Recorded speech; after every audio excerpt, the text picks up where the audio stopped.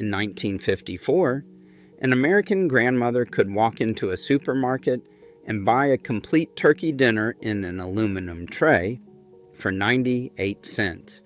10 years earlier, she had been saving bacon grease in a coffee can because fat was rationed. That is how fast the American kitchen changed after the war.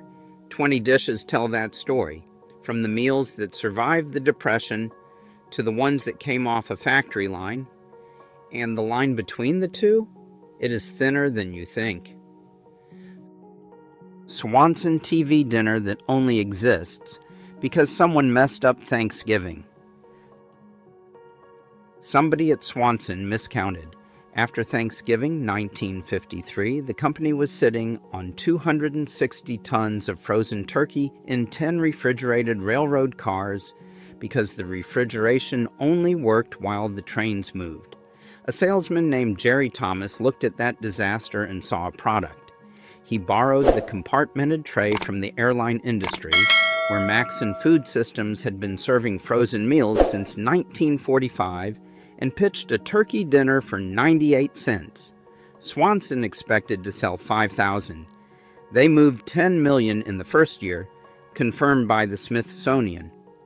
By 1959, Americans were spending $2.7 billion a year on frozen food. The TV dinner was a military field ration repackaged for civilians. The same freezing technology that fed soldiers now feeding families in front of Ed Sullivan. But the TV dinner was only one side of the 1950s kitchen. The other side still cooked from scratch, and the dish that anchored that tradition had not changed in 50 years. Sunday pot roast that your grandma turned into 4 different dinners. Nobody bought a pot roast to eat once. A 3-pound beef chuck went into the Dutch oven on Sunday morning, and it came out as 4, completely separate meals. Monday was hash, Tuesday, soup, built from the bones simmered since breakfast. Wednesday was the casserole, whatever scraps remained mixed with a can of condensed soup. In 1955, the average family spent a full third of its income on food. A third, every ounce of meat had to justify its existence. 4 times over. The Sunday roast was not a meal. It was a business plan, and the most popular way to stretch that plan even further cost even less than a roast. Meatloaf that tricked a whole family into thinking 1 pound of beef was enough. A pound of ground beef feeds 2 people as hamburger patties. Add breadcrumbs, an egg, chopped onion, and a splash of milk, and that same pound feeds 6. The math was the whole point. Meatloaf did not become the most popular dish of the 1950s because it tasted extraordinary. It became the most popular dish because it tripled the yield of the cheapest protein in the store. The ketchup glaze on top made it look intentional, and the leftovers sliced cold for sandwiches the next afternoon, which meant 1 pound of beef was still feeding the family 24 hours later. No recipe in the decade did more work for less money, but meatloaf still required an oven, a pan, and an hour. The casserole required even less. Tuna noodle. Casserole you could make by opening 4 cans and walking away. Open a can of tuna. Open a can of cream of mushroom soup. Boil a bag of egg noodles. Crush some potato chips on top. Bake. That was the entire recipe, and it cost less than $1, and it fed 4 people, and every single ingredient came from a shelf. The casserole was the format the 1950s kitchen was built around. 1 dish, 1 pan, no fresh ingredients, no skill beyond reading a label. By 1960, supermarkets controlled 70% of the American food retailing dollar, up from 35% 10 years earlier, according to Progressive Grocer. Tuna noodle casserole was a product of those aisles. The grandmother who made it was not cooking. She was assembling, and the company that profited most from that assembly was not Swanson. It was Campbell's. Green bean casserole that a soup company invented just to sell more soup. A woman named Dorcas Riley created this dish in 1955 inside the test kitchen of the Campbell Soup Company. The assignment was not to invent something delicious. The assignment was to move more cans of cream of mushroom soup, canned green beans, 1 can of soup, and a topping of canned fried onions. 6 ingredients total, not one of them fresh. Campbell's printed the recipe on the back of every can, and the dish showed up at Thanksgiving tables, church potlucks, and Wednesday night dinners for the next 70 years. Cream of mushroom soup became the unofficial sauce of the American kitchen, not because it tasted good, but because it made everything else taste like something. That same can of soup showed up in another dish that had an even stranger origin story. Beef stroganoff that turned a fancy Russian dish into ground beef and canned soup. The original stroganoff called for beef tenderloin, fresh mushrooms, and a carefully built sauce. The 1950s version used ground beef, a can of mushroom soup, and a dollop of sour cream stirred in at the end. It bore no resemblance to the dish a Russian count had eaten a century earlier, and nobody cared. Served over egg noodles, it became one of the most requested weeknight dinners in the country. A woman could put stroganoff on the table and feel worldly, feel sophisticated, feel like she had cooked something with a foreign name and a complicated history, even though the whole thing came together in 20 minutes from a can, a carton of sour cream, and a pound of the cheapest beef in the store. And if stroganoff was about making cheap ingredients sound expensive, the next dish was about making leftovers disappear entirely. Chicken pot pie that hid last night's leftovers under a crust nobody questioned. The genius of chicken pot pie was the lid, leftover roast chicken, frozen peas, and carrots, a simple flour and butter sauce, all sealed under a Pillsbury pie crust and baked until the top went golden. What arrived at the table looked like a production. What went into the dish was scraps. That was the trick the 1950s grandmother understood better than anyone. Presentation turned leftovers into an event. Swanson sold frozen pot pies by the millions, but the homemade version carried a weight no factory tray could match.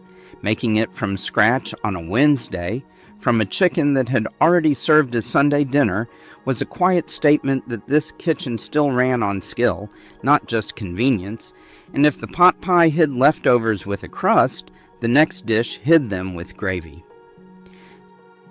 Salisbury steak. That was really just meatloaf pretending to be something fancier. Same ground beef, same filler, different shape. Salisbury steak took the meatloaf mixture, formed it into oval patties, fried them in a skillet, and drowned them in mushroom gravy. That gravy, built from pan drippings, a spoonful of flour, and broth from a can, was the only real difference between Tuesday's Salisbury steak and Monday's meatloaf. Served over mashed potatoes, it felt fancier. The 1950s grandmother rotated the same pound of ground beef through 5 disguises across a single week: hamburgers, meatloaf, Salisbury steak, sloppy joes, and stroganoff. The secret to keeping a family happy was making sure no 2 nights looked alike even when the protein was identical, and by Thursday, that protein needed its most convincing disguise yet. Sloppy joes that saved Thursday night after a whole week of ground beef. By Thursday, the family had eaten ground beef 3 nights running. The same protein needed to show up looking completely different or somebody was going to notice. Sloppy Joes solved that problem in 10 minutes. Ground beef browned with onion, mixed with ketchup and a little mustard, scooped onto a soft bun. Children loved it because it was messy and sweet. Mothers loved it because it was done before the 6 o'clock news, and nobody at the table said a word about eating beef for the 4th time that week, because this time it had a different name and a different bun. But the 1950s table was not just about the main course. The side dishes told their own strange story. Jell-O mold. That was the only thing on the table that was not brown. Look at a photograph of a 1950s dinner table. Nearly everything on it is brown, beige, or gray-green. Meatloaf, mashed potatoes, gravy, canned green beans, and then, right in the middle, a trembling lime green dome with fruit suspended inside it like insects trapped in amber. That was the Jell-O mold, and it existed for one reason above all others: color. Aluminum molds had been expensive before the war, but post-war factory conversion made them cheap, and gelatin gave every grandmother a way to make a few scraps of canned fruit look like a centerpiece. A grandmother who could not afford a second meat course could afford a box of Jell-O, and that was enough to fill the empty spot on the table with something that caught the light and made abundance look real. Deviled eggs that could feed 20 people at church for almost nothing. Eggs cost almost nothing. A dozen eggs, a jar of mayonnaise, and a squeeze of yellow mustard could fill a platter that served 20 people at a church supper, a backyard barbecue, or a holiday gathering. Hard-boiled, sliced in half, yolks mashed with mayo and mustard and piped back into the whites. A sprinkle of paprika on top, and that was the single most adventurous use of spice most 1950s cooks ever attempted. The decade's palate was, by any global standard, spectacularly narrow. Garlic was exotic. Soy sauce was unknown outside a handful of cities. Chili powder, when a recipe called for it, appeared in quantities of a quarter teaspoon for an entire pot. But if the seasonings were simple, the names of the dishes were anything but. Chicken a la king that went from a grand hotel to 2 cans and a skillet. The original came from the kitchens of the Bellevue Hotel in Philadelphia around 1900, cream sauce made from scratch, fresh mushrooms, hand-diced pimentos. The 1950s suburban version replaced all of that with a can of cream of chicken soup heated in a skillet with leftover diced chicken tossed in. Served over toast points, it still sounded French. It still looked elegant, and the name alone made a Wednesday night dinner feel like the family had gone somewhere, even though the most complicated step was opening the can. That was the quiet trick of 1950s cooking. The name carried the dish farther than the ingredients ever could. But grand names and canned sauces only went so far. Some dishes earned their place by doing the simplest job in the kitchen. Scalloped potatoes that stretched 5 potatoes into 8 full plates.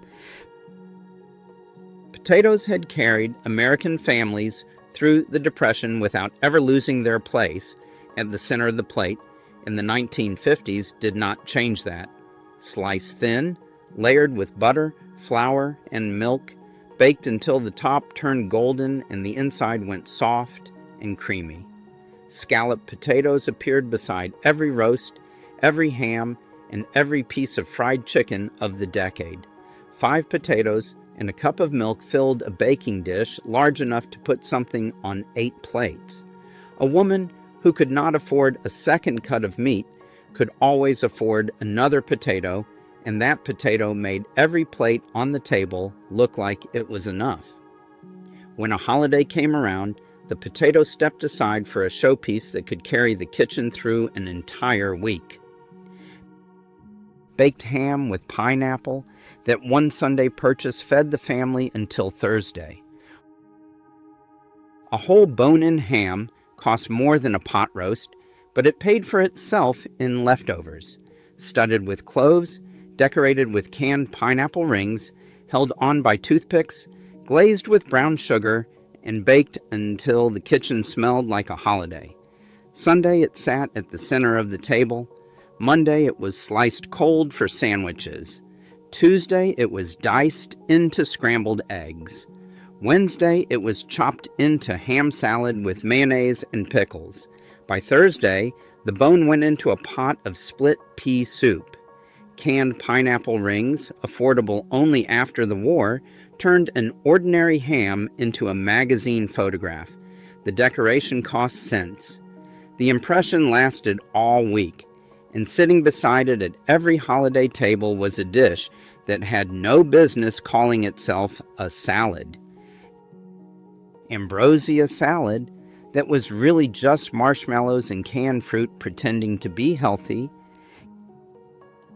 Canned mandarin oranges, canned pineapple chunks, miniature marshmallows, shredded coconut, and sour cream folded together in a bowl. Every grandmother in the South and the Midwest brought this to every potluck, and every one of them called it a salad, even though it contained more sugar than most desserts. No grandmother who served Ambrosia in 1956 could have made it in 1936 because the ingredients did not exist in that form before the war. Ambrosia was proof of what the supermarket had done to the American kitchen, a bowl full of tropical fruit from 3 different continents, assembled in a house that had never seen a palm tree. But for every dish the supermarket invented, there was another that refused to change at all. Shepherd's pie that put mashed potatoes on top of leftovers so nobody would notice. The mashed potato lid changed everything. Underneath it sat leftover roast meat chopped with gravy and whatever vegetables the refrigerator still held. Baked for 20 minutes until the potato crust browned, shepherd's pie arrived at the table, golden and bubbling, looking as though someone had started from scratch that morning. Nobody needed to know it was leftovers. Nobody needed to admit the roast from Sunday was making its 4th appearance. The mashed potato lid made it look deliberate, and deliberate was the difference between a family that ate well and a family that ate scraps. Shepherd's pie was free dinner dressed in a golden coat, and it had been doing that job since long before the supermarkets arrived. Cheeseburger that was 4 ounces on a 9-inch plate, and somehow that was enough. A 1950s hamburger weighed 3.9 ounces, according to the Centers for Disease Control. The modern fast food version weighs 12. A soft drink held 7 ounces. Today it holds 30 or more. The dinner plate measured 9 inches across, 3 inches smaller than the plates most families use now. The 1950s cheeseburger was a thin patty on a small bun with a single slice of American cheese, and it was enough. The obesity rate hovered around 10%. Today, it tops 40. When food takes a third of the household income, nobody supersizes anything. Every portion on every plate was measured not by appetite but by arithmetic, and the cheeseburger was no exception. But the dish that told the deepest story about the 1950s kitchen was older than any of these. Chicken and dumplings that kept families alive in the Depression and never left the table. This dish had not changed in decades, and it was not going to start now. Chicken simmered in broth with thick, doughy dumplings dropped in during the final 20 minutes. A whole chicken produced both the meat and the broth in one pot, and the dumplings, just flour, baking powder, and milk, expanded in the steam until they doubled, turning thin soup into a heavy, sticking meal. One bird fed a family of 5 with broth left over for the next day. This recipe came from a time when families ate what kept them alive, and the grandmothers who carried it into the 1950s never stopped making it. They remembered what it meant to need a meal like this. Pineapple, upside-down cake that showed up at your door after every baby and every funeral. Whenever someone in the neighborhood had a baby, a death in the family, or a bad week, a 1950s grandmother showed up at their front door carrying a cast iron skillet. Canned pineapple rings arranged in the bottom, maraschino cherries in the centers, butter cake batter poured over the top, baked until the sugar turned to caramel. When the skillet flipped, the pineapple sat on top in a gleaming crown.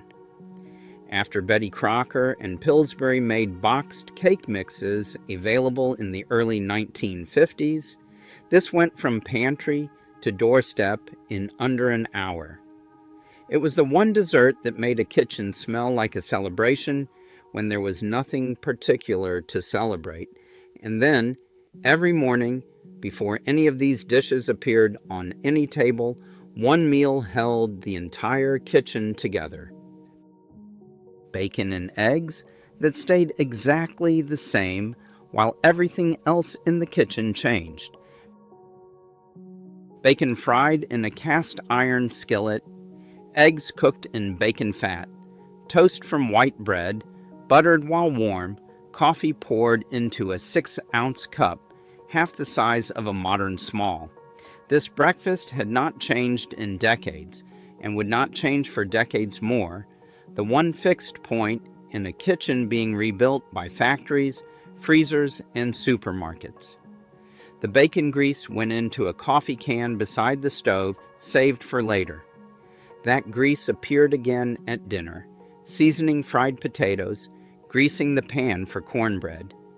The 1950s grandmother wasted nothing. Not the bones from the roast, not the bread heels, not even the fat from the morning's bacon. Every calorie that entered the house was used before it was thrown away. That was the real story of the 1950s table. Not convenient against tradition. Both at the same time, in the same kitchen, cooked by the same woman. 15 years of cooking between a world war and a space age, and they built the template that American kitchens still follow today. Every frozen meal, every casserole shortcut, every supermarket aisle started with a woman who remembered rationing and decided her family would never feel the pinch again. If this one stayed with you, the next story on your screen goes even deeper into a kitchen you think you know,